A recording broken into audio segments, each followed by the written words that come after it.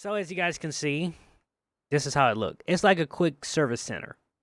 But what we're gonna do is basically we're gonna use this place. So as you guys may know, was looking around for a shop. It's a nice, decent shop, and I think if we put enough lifts in here, I think we can get it to work. This is a temporary lift right now. I have the Jeep SRT8 on here. This is temporary until we can figure out where we're going to put the lift permanently. So, as you guys will look at the Jeep, we've been building the engine. So it has a supercharged, basically it's still the same type of engine. It's still the Hemi, which is the 6.4 liter. But what we're doing is we're building the internals. We're building up this engine. We're building it up. We're going to be making a ton of power out of this engine.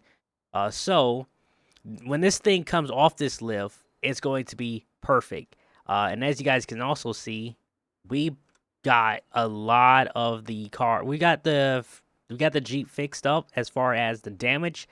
It had a lot of body damage up here on the front. I think it was the front left. We got it fixed. We got a new fender. Paint perfectly matches with the truck. And basically that was about it. We had to do a little bit of alignment. We're going to put a brand new suspension setup on this truck.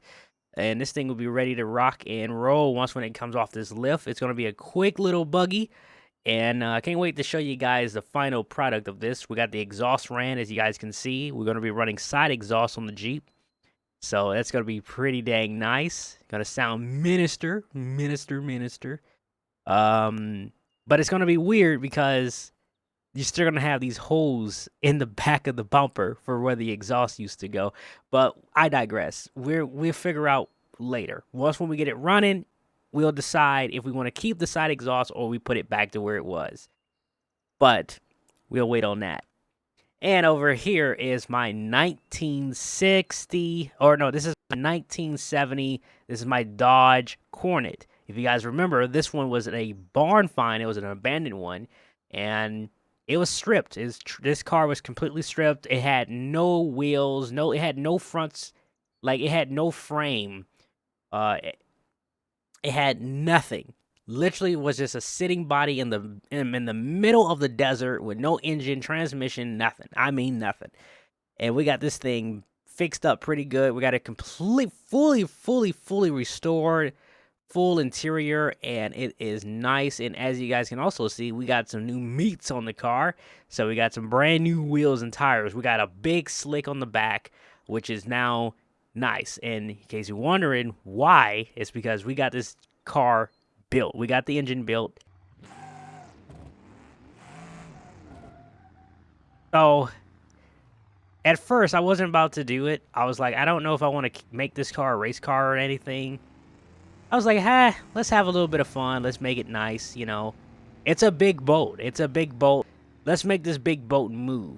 And so that's what we did.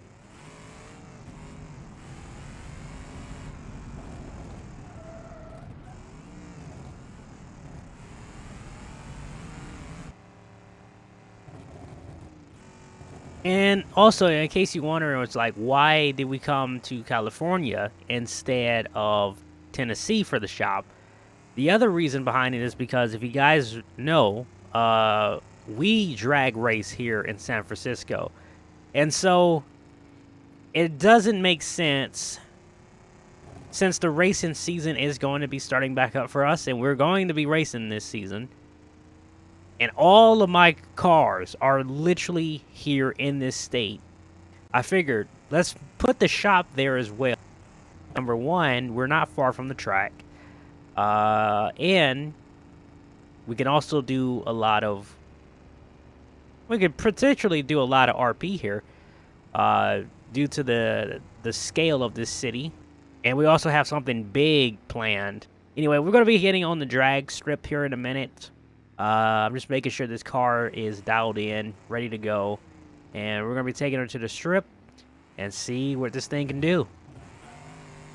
It feels very solid. It feels like a very solid car. The next day.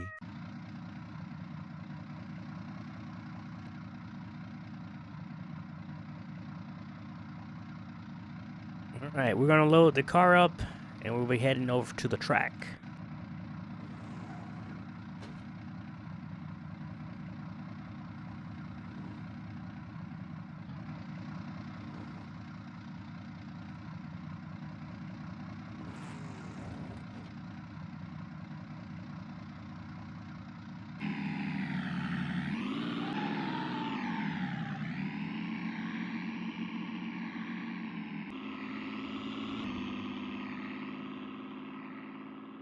Twenty minutes later.